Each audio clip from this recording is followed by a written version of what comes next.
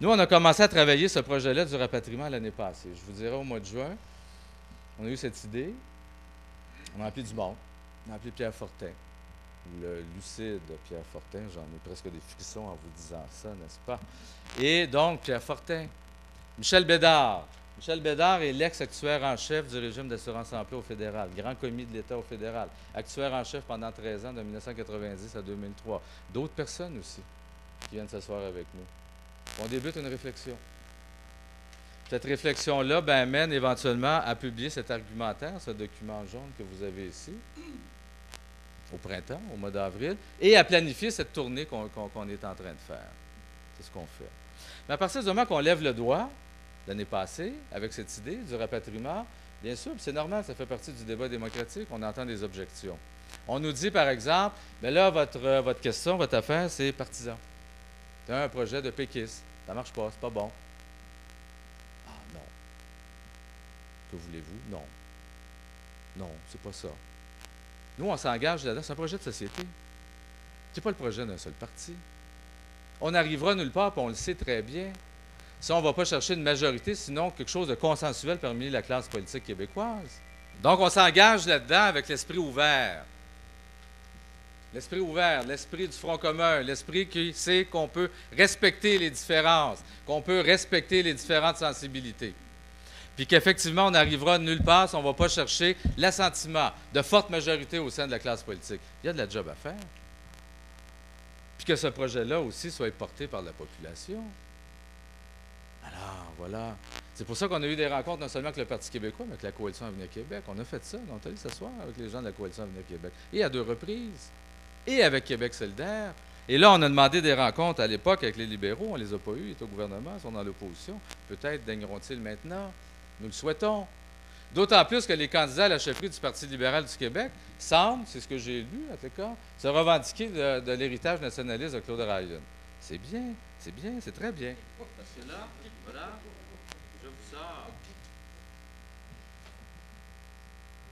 Je sors un petit document. Ça, c'est Pierre Fortin qui me l'a montré. Parce que Claude Ryan, en 1980, publie ce qui s'est appelé, c'est passé comme ça dans l'histoire, le livre beige de Claude Ryan, qui s'appelle Une nouvelle fédération canadienne. Et là-dedans, et non pas en 2-3 lignes, ça c'était un peu à la manière de Claude Ryan, sur 2 pages. 1980, il réclame le rapatriement au Québec de l'assurance chômage. Ah, c'est pas une génération spontanée, notre idée. C'est pas la dernière pluie, c'est pas... Il y a des gens, là, qui avaient déjà réfléchi à ces questions-là.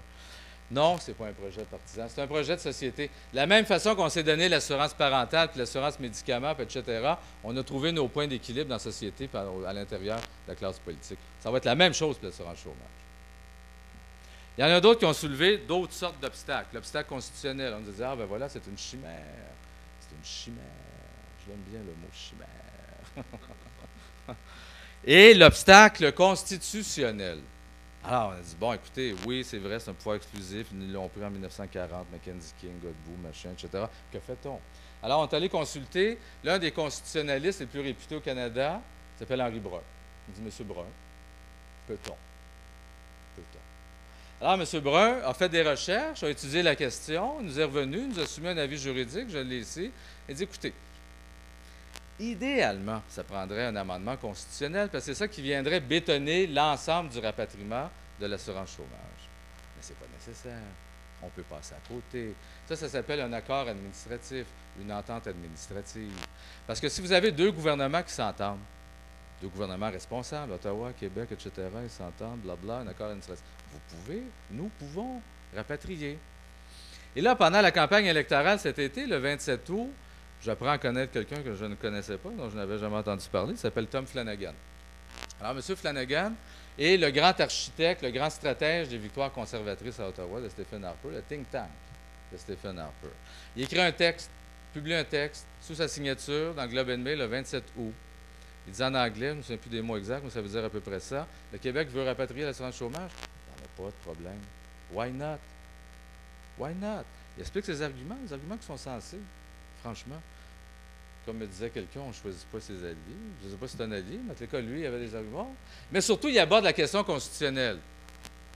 Et il nous rappelle, lui aussi, l'amendement constitutionnel, mais non, un accord administratif. S'il y a une entente, Si les deux paliers de gouvernement s'entendent, et que si cette entente-là est entérinée par le Parlement canadien, puis le Sénat canadien, puis par l'Assemblée nationale ici au Québec, ça va.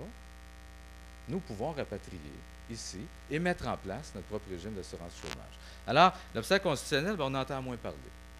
On entend moins parler. C'est comme ça.